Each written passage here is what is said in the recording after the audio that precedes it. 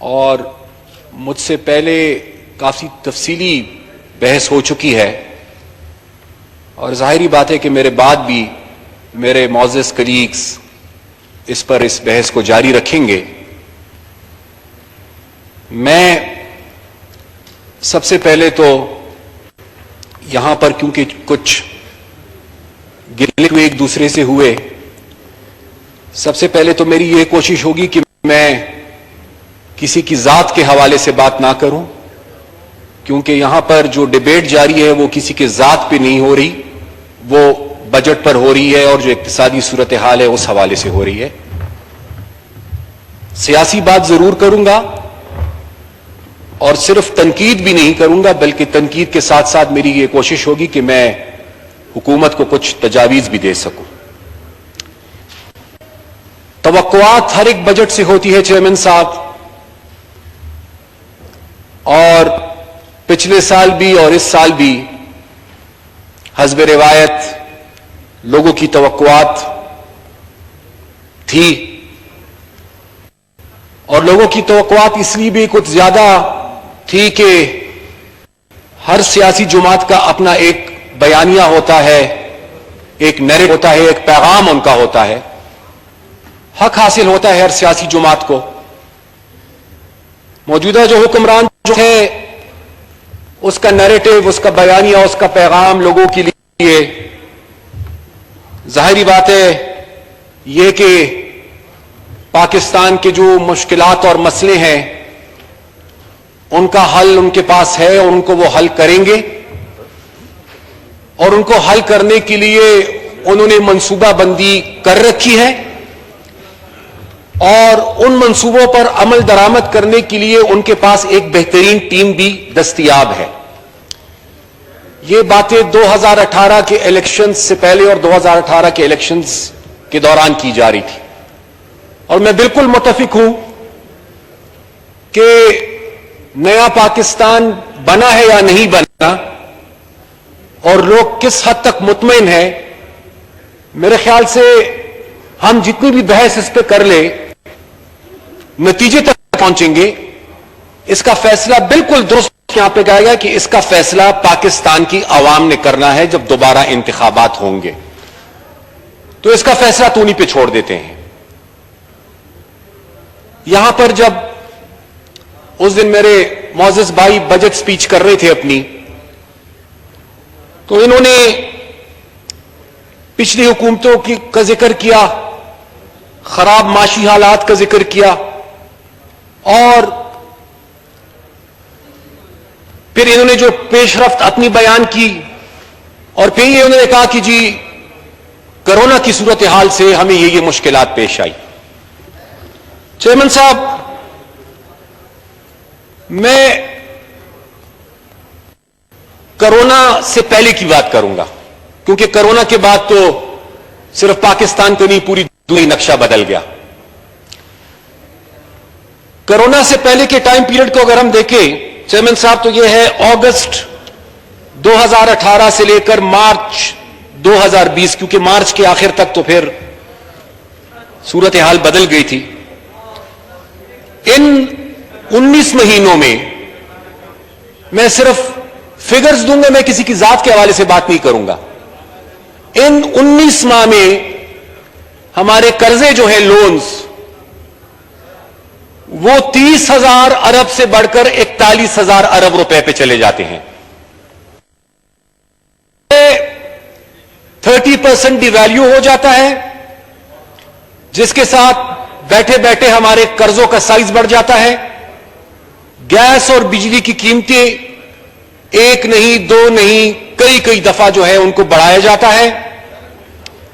پی O L کی prices بڑھتی ہیں، کرونا سے پہلے کی بات کر رہا ہوں، اور ساتھ ہی پیٹرولیم ڈیولپمنٹ لیوی جو ہے اس کو بھی بڑھایا جاتا ہے۔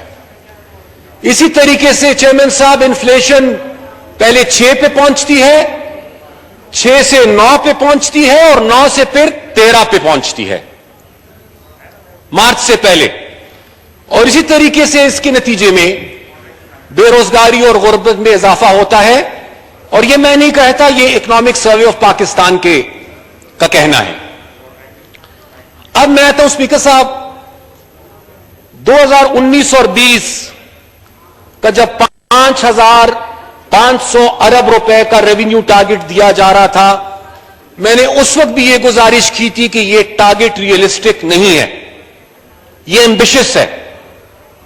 اور یہ ٹارگٹ بھی ایمبیشس تھا کہ کرونا کی وجہ سے صرف اس کو ریوزٹ نہیں کرنا پڑا، کرونا سے پہلی بھی حکومت نے یہ فیصلہ کر لیا تھا کہ 5,500 ارب روپے اکٹھے نہیں ہونے. اور اب حفیظ شیخ صاحب خود یہ تسلیم کر رہے ہیں کہ ایک ایمبیشس ٹارگٹ تھا. اس کے نتیجے میں ہوتا کیا ہے چیئرمین صاحب کہ ہم تو ایک ٹارگٹ دے دیتے ہیں، وفاقی بجٹ بھی اس کے حساب سے بن جاتا ہے اور صوبائی بجٹ بھی اس حساب سے بن جاتے ہیں، اور کل کو جب وہ ایمبیشس ٹارگٹ میٹ نہیں ہوتا تو پھر ایک بحرانی کیفیت ہوتی ہے. میں اپنی صوبے کی مثال دوں گا. خیبر پختونخوا میں اس وقت ان کو NSE ٹرانسفرز کے حوالے سے بھی کمی کا سامنا ہے، اور جو نیٹ ہائیڈل پروفٹس کے پیسے ان کو ملنے تھے وہاں پر بھی ان کو مشکلات ہے. ان کے پاس اب دوسرا راستہ نہیں ہے، یا وہ لون لیں گے یا وہ ڈیولپمنٹ پروگرام پہ کمپرومائز کریں گے. تو ظاہری بات ہے کہ یہ وہ مشکلات ہیں جو ان ریئلسٹک ٹارگٹس کریٹ کرتی ہیں.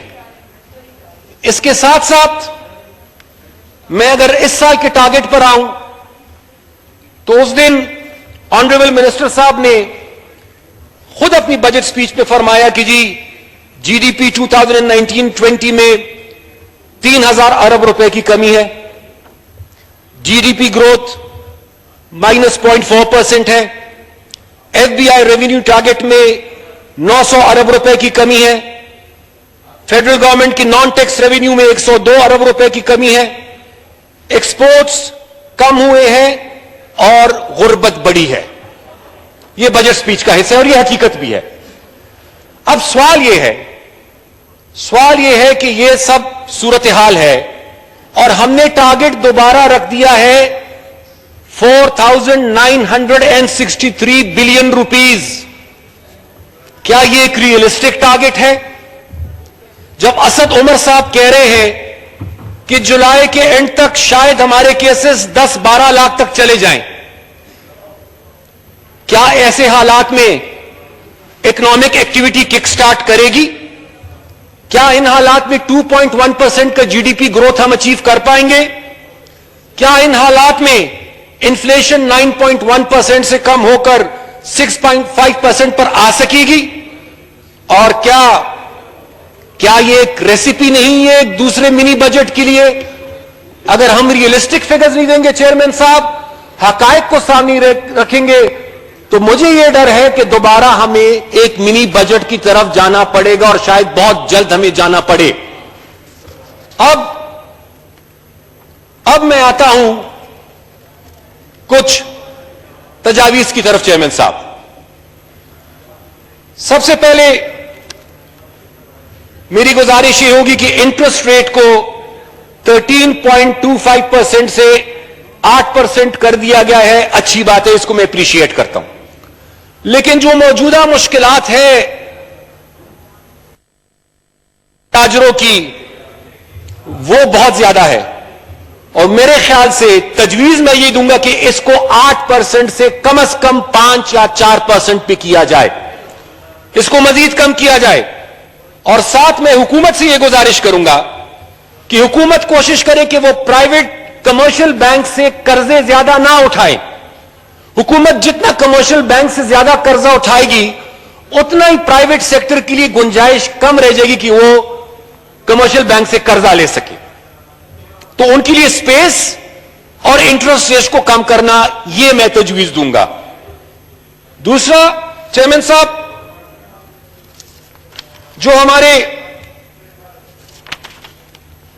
تاجر ہیں، انڈسٹری ہماری ہے اور لو کنزمپشن کنزیومرز ہے، یعنی عام آدمی جو ہے، ان کے لیے کم از کم گیس اور بجلی کے ٹیرف کو کم کرنا ہوگا. ان کے لیے کم از کم ہمیں انسینٹیوز دینے ہوں گے، کیونکہ آج کی بھی یہ خبر تھی کہ شاید SNGPL پھر آگرہ آ رہی ہے مزید قیمتوں کو بڑھانے کے لیے، اپنی پٹیشن کو وہ لے کر آ رہے ہیں. اس کے ساتھ ساتھ तीसरी मेरी तजवीज एक्सपोर्ट्स के हवाले से होगी। ख्वाजा साहब यहां पे तशरीफ फरमा है। सियालकोट में चूंकि हमारे एक्सपोर्ट ओरिएंटेड इंडस्ट्रीज है, वहां पर एक सहूलत थी, वहां पर जीरो रेटेड रिजीम की सहूलत थी पूरे पाकिस्तान की एक्सपोर्ट्स के लिए, उसको हमने खत्म कर दिया।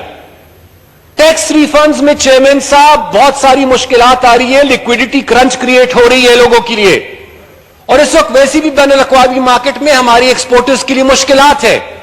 तो जीरो रेटेड रिजीम को दोबारा बहाल होना चाहिए। और साथ ही कुछ ममालिक तो ऐसे हैं कि जो पाबंदियां उनकी है, रिस्ट्रिक्शन है, उस तरफ हमारी एक्सपोर्ट्स में कमी आई है। लेकिन यहां पे बात की गई अफगानिस्तान की। अफगानिस्तान इस वक्त तैयार है तिजारत करने के लिए, लेकिन हमारी तरफ से कुछ मुश्किलात और रुकावटें हैं। स्पीकर साहब तो यहां मौजूद नहीं है, मेरी गुजारिश उनसे यही होगी, मोहतरम असद कैसर साहब से, कि ईरान के बॉर्डर के हवाले से असद कैसर साहब ने कोशिश की, ईरान के बॉर्डर का मसला किसी हद तक हल हो गया। मेरी गुजारिश ही होगी कि वही कमेटी अफगानिस्तान के हवाले से भी इसको ले, और अफगानिस्तान के साथ हमारी जितनी भी तिजारत है उस हवाले से उन मुश्किलात को खत्म किया जाए। अमीर हैदर खान साहब, आपका ये जो तजावीज है मुतल्लिका कमेटी को भेज देते हैं, वो उसको देख लेगी। थैंक यू जी, थैंक यू। इसके साथ जी मैं बात करूंगा पेट्रोलियम डेवलपमेंट लेवी की। पेट्रोलियम डेवलपमेंट लेवी के इस साल के बजट एस्टिमेट्स हैं 450 अरब रुपए आने वाले साल के। 19 और 20 में ये एस्टिमेट्स थे 260 अरब रुपए, रिवाइज थे ये। अब सवाल ये उठता है कि 450 अरब जो आपने रखे हैं, इसका मतलब यह है कि आप पेट्रोलियम डेवलपमेंट लेवी को मैक्सिमम पर रखेंगे, पूरा साल मैक्सिमम पे रखेंगे, मैक्सिमम लिमिट पर। अब इंटरनेशनल मार्केट में अगर कीमतें तेल की आहिस्ता आहिस्ता बढ़ेंगी, तो जाहिर बात है कि ये लेवी अगर हायर साइड पे रहेगी तो तेल की कीमत ग्रेजुअली बहुत ज्यादा बढ़ जाएगी। तो इसलिए इंटरनेशनल मार्केट पे तो हमारा कोई कंट्रोल नहीं है, लेकिन कम से कम पेट्रोलियम डेवलपमेंट लेवी को कम होना चाहिए, ताकि लोगों तक आने आइंदा जो माली साल है उसमें भी उनको पेट्रोल कम प्राइस पे दस्तयाब हो। इसी तरीके से इसी के साथ मेरी तजवीज होगी कि सीएनजी सेक्टर को महंगा टैरिफ दिया जा रहा है इंडस्ट्रियल, उनको इंडस्ट्रियल की जगह कमर्शियल टैरिफ दिया जाए, ताकि वो रिलीफ भी आम आदमी को पहुंचे। इसलिए कि अमीर आदमी की गाड़ी में सीएनजी इस्तेमाल नहीं होती चेयरमैन साहब, वो middle class, lower middle class, उनकी सवारियों में वो इस्तेमाल होती है। छठी सिफारिश मेरी एहसास प्रोग्राम। एक तरफ आप ये तस्लीम कर रहे हैं कि गुर्बत बहुत ज्यादा बढ़ गई है बिलखुसूस कोरोना की वजह से, दूसरी तरफ एहसास प्रोग्राम की इसमें 21 अरब का इजाफा किया गया है। मेरी सिफारिश ये होगी कि कम से कम गुर्बत को देखते हुए, मौजूदा गुर्बत को और गरीबों की मुश्किलात को देखते हुए एहसास प्रोग्राम के एलोकेशन को डबल होना चाहिए, ताकि ज्यादा से ज्यादा लोगों को फायदा पहुंच सके। हायर एजुकेशन यूनिवर्सिटीज चेयरमैन साहब, वो मांग रहे थे 100 अरब से ज्यादा नॉन डेवलपमेंट एक्सपेंडिचर, उनके लिए रखा गया है 64 बिलियन। यूनिवर्सिटीज में इस वक्त फीस का प्रॉब्लम है, एग्जाम्स नहीं है, वो आमदनी उनकी नहीं है। अगर हम उनको कम पैसे देंगे तो यूनिवर्सिटीज के लिए मामलात को चलाना मुश्किल नहीं, नामुमकिन हो जाएगा। इसलिए मेरी यह सिफारिश है कि हायर एजुकेशन की डेवलपमेंट साइड पर भी और नॉन डेवलपमेंट साइड पर भी, दोनों पर उनके जो एलोकेशंस है उनको बढ़ाया जाए। इसके साथ साथ एग्रीकल्चर सेक्टर, बहुत तफसीली बात नवीद कमर साहब ने की, मैं उन तफसीलात में नहीं जाना चाहता। एग्रीकल्चर सेक्टर जो है, वहां पर इस वक्त की जो सूरत हाल है, हमने जो पैसे रखे, और ये मैं नहीं कहता कि मरकज सिर्फ करे, मरकज और सूबे मिलकर करे। हमने अगर चिदी दिल के लिए रखे हैं 10 अरब, इस एलोकेशन को बढ़ाएं, लोगों का बहुत नुकसान हुआ है। और इसी तरीके से जो वाटर सेक्टर की स्कीम्स है, जो इरिगेशन सेक्टर के लिए बहुत इंपॉर्टेंट है, पीएचडी में भी उसकी एलोकेशंस को बढ़ाया जाए, ताकि उसकी टाइमली कंप्लीशन हो सके, वो मुकम्मल हो सके। 2-3 मेरी तजावीज रह गई हैं। तनख्वाहें, चेयरमैन साहब और किसी से ना पूछे,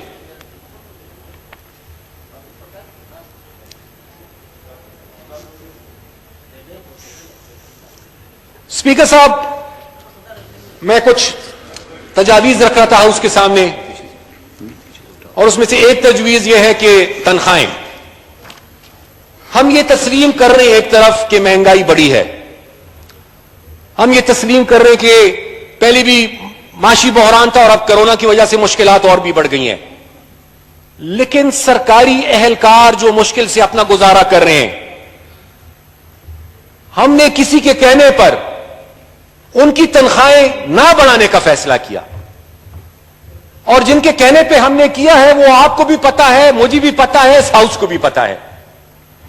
तो मेरी गुजारिश ये होगी कि ये पाकिस्तानी शहरी हैं, ये पाकिस्तान में पाकिस्तान की खिदमत कर रहे हैं, ये IMF के पे लिस्ट पे नहीं है, ये पाकिस्तान की पे लिस्ट पे अगर सेम गुंजाइश पैदा कर सकती है तो मरकजी हुकूमत क्यों गुंजाइश पैदा नहीं कर सकती? कम से कम 10% इंक्रीज गवर्नमेंट एम्प्लॉइज को मिलनी चाहिए, कम से कम 10%। और इसके साथ मैं हेल्थ की बात करूंगा। हेल्थ में फेडरल गवर्नमेंट हॉस्पिटल्स के लिए जो पैसे रखे गए हैं और जो बेटर हेल्थ सर्विसेज के लिए वबाई अमराज के हवाले से पैसे रखे गए हैं, मैं ये समझता हूं कि वो एलोकेशंस भी नाकाफी हैं। एक तरफ हम ये तस्लीम कर रहे हैं कि हमारा हेल्थ सिस्टम कमजोर है, दूसरी तरफ अगर हम एलोकेशंस को देखें तो एलोकेशंस इतनी ज्यादा नहीं है, ये भी सूबों और मरकज ने मिलकर करना है। और MDGs, उस दिन मिनिस्टर साहब ने अपने बजट स्पीच में MDGs का जिक्र किया, मिलेनियम डेवलपमेंट गोल्स। सर मैं ये पूछना चाहूंगा कि ये पैसे किस मकसद के लिए कहां खर्च हो रहे हैं, प्लीज हमें बता दिया जाए। अगर हलकों में काम करने हैं और कौमी असेंबली के मुंतखब मेंबरान के हलकों में काम करने हैं, मैं उसके खिलाफ नहीं हूं, सब वोट लेकर आए, लेकिन मुझे सिर्फ इतना बता दे कि क्या सिर्फ उस तरफ की बेंचेस जो हैं, क्या सिर्फ वो बेंचेस जो हैं वो पाकिस्तान की आवाम की नुमाइंदगी कर रहे हैं, या ख्वाजा आसिफ साहब से लेकर आवाम की नुमाइंदगी कर रहे हैं? अगर उनके हलकों में उन लोगों के काम हो रहे हैं या होंगे, आया ऑपोजिशन के हलकों का यह हक नहीं बनता? आया जिन लोगों ने ऑपोजिशन को वोट दिया उनको हम इस बात की सजा दें? इसलिए मैं गुजारिश करूंगा कि अगर करना है तो अक्रॉस द बोर्ड करें, और अगर नहीं कर सकते तो फिर मेरी गुजारिश है कि ये जितनी भी फंड्स हैं प्लीज मिलकर ये फैसला करें। आए 1 साल 2 साल सब गुजारा करते हैं, अपने हलकों के काम को छोड़ते हैं, ये सारा पैसा उठाए और एजुकेशन सेक्टर में और हेल्थ सेक्टर में इसको इन्वेस्ट करें ताकि वहां पर बेहतरी आ सके। और आखिरी बात मैं करना चाहूंगा स्पीकर साहब NFC के हवाले से, चूंकि ये रिलेटेड है। वजीर आजम साहब का भी एक बयान मैंने देखा, उन्होंने 18th अमेंडमेंट और NFC अवार्ड के हवाले से अपना ओपिनियन दिया है, जो उनका अपना ओपिनियन है। मैं सिर्फ इतनी गुजारिश करूंगा कि पाकिस्तान और पाकिस्तान के फेडरेटिंग यूनिट्स, विफाक की जितनी अहमियत है उतनी ही और शायद उससे ज्यादा अहमियत स्पीकर साहब सूबों की भी है। NFC अवार्ड जिस पे आज एतराज किया जा रहा है, स्पीकर साहब आपका ताल्लुक बलोचिस्तान से है, बलोचिस्तान की पसमानगी से आप ज्यादा वाकिफ हैं। इसी NFC के अवार्ड के नतीजे में जिस पे आज तनकीद की जा रही है, इसी NFC अवार्ड ने बलोचिस्तान के ट्रांसफर्स को प्रोटेक्ट किया है। पैसे जितनी भी कलेक्ट होते हैं, लेकिन बलोचिस्तान के लिए प्रोटेक्शन है, बलोचिस्तान को अपना पूरा हिस्सा मिलेगा, ये इसी NFC की वजह से है। अब यह सोचना कि जी सूबों से पैसे लेंगे हम तो पाकिस्तान मजबूत होगा, मेरे ख्याल से यही नहीं होगा स्पीकर साहब। सूबों को आप मजबूत करेंगे तो पाकिस्तान मजबूत होगा, विफाक मजबूत होगा। اگر صوبوں کو خدا نخواستہ ہم کمزور کریں گے تو وفاق بھی خدا نخواستہ کمزور ہوگا اور اللہ نہ کرے ملک بھی کمزور ہوگا. اس لیے میری یہ گزارش ہوگی کہ 18ویں ترمیم جیسے مسئلوں کو تو چھیڑ ہی نہ جائے. اور کیوں چھیڑتے ہیں؟ کانسٹیٹیوشن امینڈمنٹ کریں گے آپ کیسے؟ آیا اس کے نمبرز پورے ہیں؟ ہو سکتی ہے وہ امینڈمنٹ. جو چیز نہیں ہو سکتی اس کو کیا چھیڑنا؟ کیوں ایک کنٹروورسی کریٹ کرنے کی کوشش کی جا رہی ہے؟ اور ساتھ میں یہ گزارش کروں گا کہ این ایف سی کے لیے صوبوں کو بٹھا کر اور ملا کر ایک مناسب ماحول کریٹ کیا جائے. جو اعتماد کا فقدان اسپیکر صاحب اس کو ختم کیا جائے تاکہ مرکز اور صوبے بیٹھے اور جو بھی وسائل ہے کم یا زیادہ اس کا فیصلہ کریں, کیونکہ یہ آلریڈی بہت زیادہ ڈیلے ہو چکا ہے این ایف سی کا مسئلہ. میں آپ کا شکریہ ادا کرنا چاہوں گا اسپیکر صاحب, آپ سے پہلے چیئرمین صاحب کا کہ انہوں نے مجھے موقع دیا اور آپ نے مجھے موقع دیا. یہی میری چند گزارشات اور تجاویز تھی جو میں اس بجٹ کے حوالے ہاؤس کے سامنے رکھنا چاہتا تھا. شکریہ. بہت شکریہ جی.